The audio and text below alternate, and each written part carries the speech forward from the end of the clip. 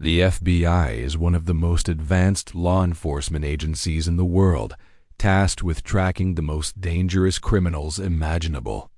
But in the fall of 1990, even seasoned investigators were stunned when a disturbing discovery surfaced in New York City. Black garbage bags began appearing on Brooklyn streets.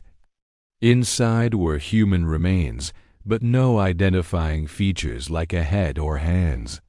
What initially appeared to be a single homicide quickly raised a chilling question.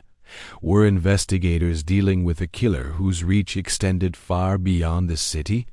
September 15, 1990.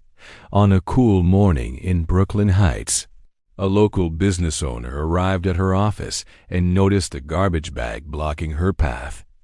When she attempted to move it, she realized something was terribly wrong and immediately called 911. Responding officers were shocked by what they found. Veteran NYPD homicide detective Ken Wan arrived on the scene and knew instantly this was unlike anything he had encountered before. Within hours, more bags were discovered nearby, each containing additional remains. By the end of the day, 3 locations had been secured, all within blocks of one another. Medical examiners determined the remains belonged to a woman. The manner in which the body had been separated suggested careful planning and familiarity with cutting tools. There were no fingerprints, no dental records, and no obvious identifiers. The victim's identity was a mystery. Detective Wan believed the way the remains were handled suggested something personal. This did not feel random. Whoever was responsible appeared to know the victim and possibly cared about her at some point. While detectives searched for answers in Brooklyn, concern was growing in the Bronx. Mary Bell, a 61-year-old real estate broker, was a well-known figure in her neighborhood. Every morning, without fail, she walked her dogs through the same streets. Friends and neighbors often joked they could set their clocks by her routine.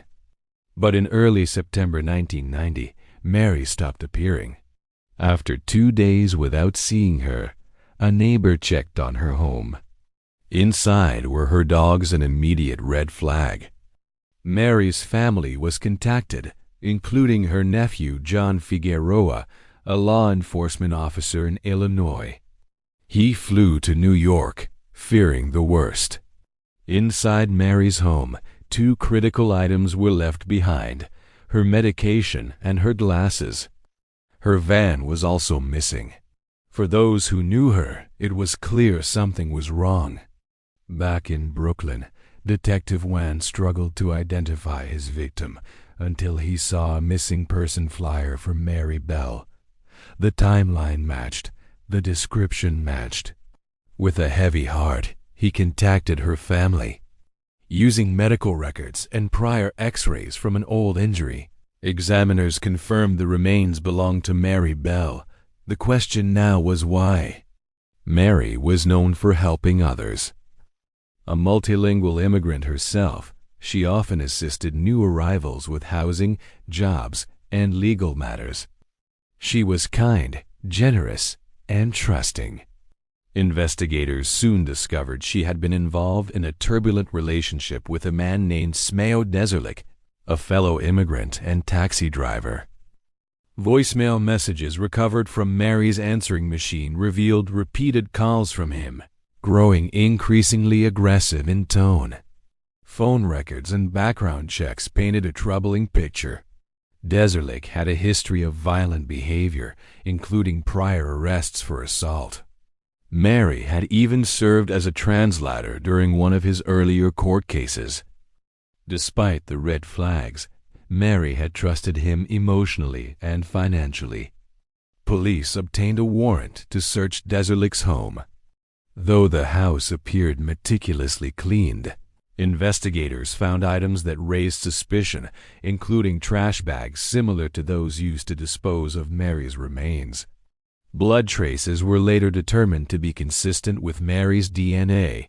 Then Deserlik vanished. With no extradition treaty and